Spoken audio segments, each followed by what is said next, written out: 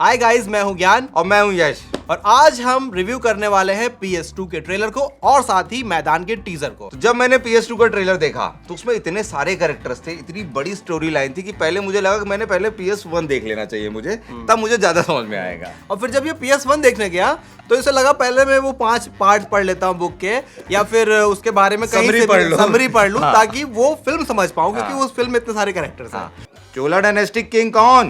पता नहीं सर। कुछ नहीं पता। हाथ दिखाओ, हाथ दिखाओ। यार तुम्हारी रेखाएं बहुत खराब है, तुम ज्यादा आगे जा नहीं पाओगे लाइफ में। मम्मी प्ले स्टेशन बोले थे, पोनियन सिल्वन पढ़ा रहा है। हाँ तो अपनी हिस्ट्री के बारे में पता नहीं रहेगा तो लाइफ में आगे कैसे जाओगे, और फिल्म अलग नहीं समझ में आएगी। पता है PS2 का ट्रेलर आ गया, PS1 समझ में आई थी, देखे हो तो कैसे देखोगे PS2? पढ़ा दीजिए। अच्छा हाँ पढ़ा दीजिए। ये क्या खाली कॉपी ले ट्रेलर है, इसमें क्या पढ़ाऊंगा?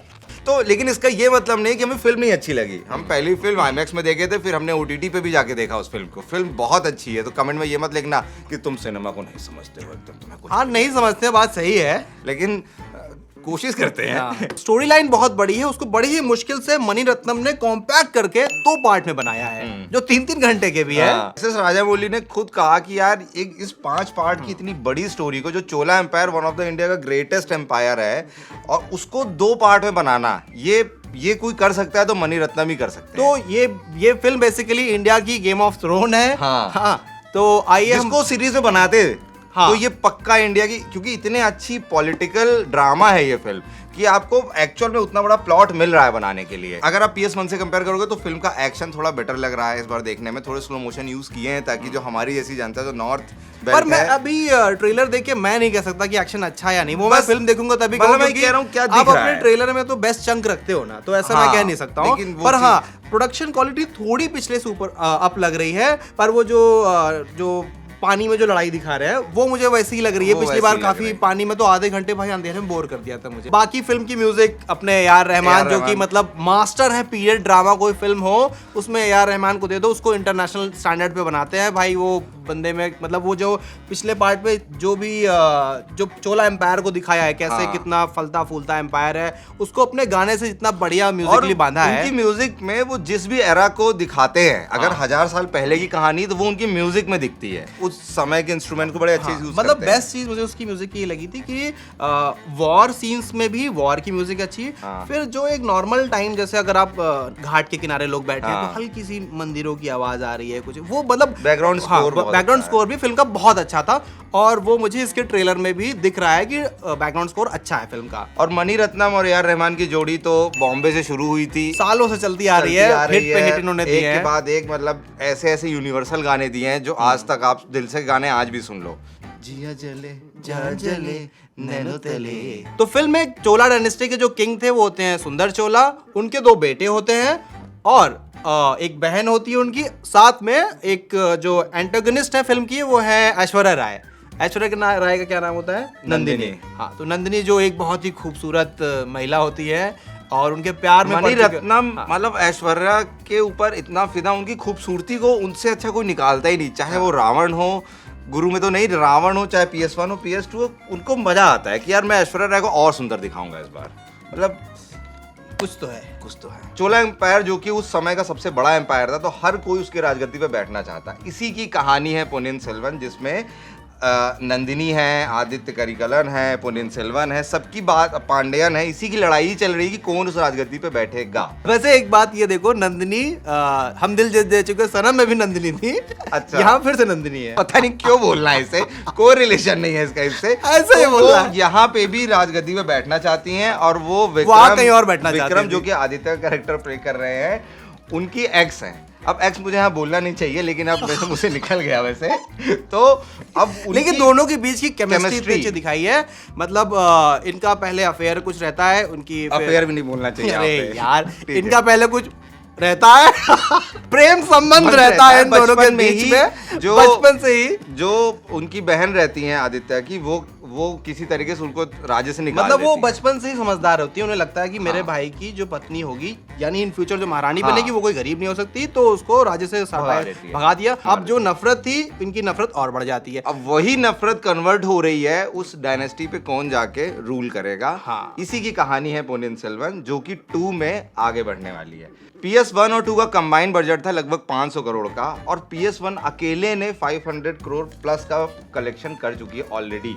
लेकिन उसके बावजूद ये फिल्म नॉर्थ इंडिया में बहुत हिट नहीं हो पाई, हिंदी बेल्ट में उतनी नहीं चल पाई, बहुत कम कलेक्शन रहा है।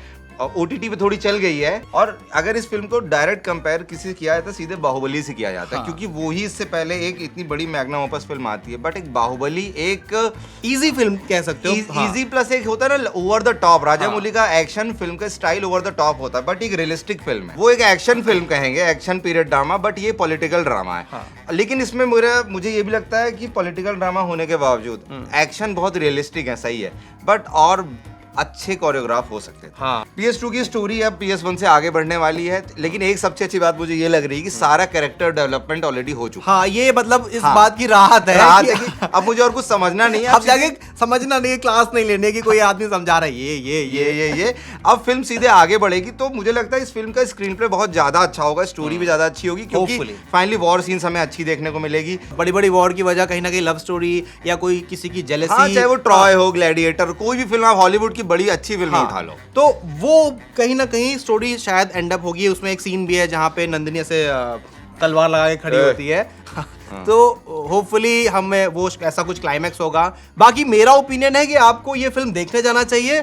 फिल्म अच्छी खराब वो अपने आप में एक अलग बात है, पर सिर्फ हमें हमारी हिस्ट्री को जानने के लिए, क्योंकि चोला एम्पायर हमारे कंट्री का one of the greatest empire है, जो 1500 साल से भी ज़्यादातर इंडिया पे रूल किया है। AR रहमान म्यूजिकल की बात हो रही है, तो एक और फिल्म आने वाली है बहुत ही जल्दी, मैदान, जिसमें AR रहमान की म्यूजिक है, जिसमें अजय देवगन एक फुटबॉल कोच का रोल प्ले कर रहे हैं, और उनकी एक्टिंग में वो पेन दिख रहा है। अब टीजर आया है, उस टीजर में आप ये देखोगे कि कैसे उस एरा में जब इंडियन प्लेयर्स के पास रिसोर्सेज नहीं होती थी, उसके बावजूद कैसे वो इंटरनेशनल लेवल पे जाकर के खेलते हैं वहां पे खेलते हैं। जो आपको प्रॉब्लम दिखती है उस एरा में, जब इंडिया आजाद हुआ था, कुछ दिन बाद स्पोर्ट्स के लिए इतने पैसे नहीं होते थे, और रिसोर्सेज ऐसी यार, मतलब जूते नहीं है भाई, नहीं होते वो समय। ये आपको मिल्खा सिंह में भी दिखाई देगा। उस समय की एक बहुत बेहतरीन एकदम गोल्ड नाम की फिल्म आई थी अक्षय कुमार की, जो एक्चुअल में लोहा भी नहीं थी, गोल्ड क्या बोले, उसी के आसपास की फिल्म भी ये है। तो बट इस फिल्म से बहुत उम्मीद है, क्योंकि इसके जो डायरेक्टर है अमित शर्मा, उन्होंने बनाई थी बधाई हो। टीजर में एक शॉट है अजय देवगन, ऐसे लो एंगल शॉट है, अजय देवगन मतलब आंसू निकल रहे हैं, टेंशन दिख रही है। वो लिटरली मुझे टेंशन दे दिया वो सीन यार, मतलब बहुत मार्वलस सीन है। तो जब भी स्पोर्ट्स मूवी की बात होती है इंडिया में, तो सबसे पहला नाम जो दिमाग में आता है वो चक दे इंडिया, तो वही आता है, उसी से हर फिल्म कंपेयर होती है। मतलब मुझे दो आती है, एक चक दे इंडिया और भाग मिल्खा भाग, और एक है जो जीता वो सिकंदर। स्पोर्ट्स मूवी नहीं, लेकिन उस फिल्म में स्पोर्ट्स की बात काफी होती है। उम्मीद है कि ये फिल्म बहुत अच्छी होगी। 23 जून को फिल्म रिलीज होने वाली है, इसका ट्रेलर आएगा तो हम और डिटेल में बात करेंगे फिल्म कैसी है। और अजय देवगन का हमने करियर रिव्यू किया इसी चैनल पे, वो जाके देखो, बहुत ही नॉस्टैल्जिक रिव्यू है, जिसमें हम अजय देवगन की 1991 से लेके आज तक की सारी फिल्मों की बात की और ऐसे हम और भी एक्टर्स के करियर रिव्यू लाने का सोच रहे हैं। आप हमें कमेंट करके जरूर बताना, तो हम वो आपके लिए ले आएंगे। बाकी वीडियो को लाइक करो और मेंस एक्सपी को सब्सक्राइब करो, वीडियो को शेयर भी कर देना अगर आपको PS2 दिखाना है ज़्यादा लोगों को तो। और जल्दी मिलते हैं। Bye bye. Bye bye.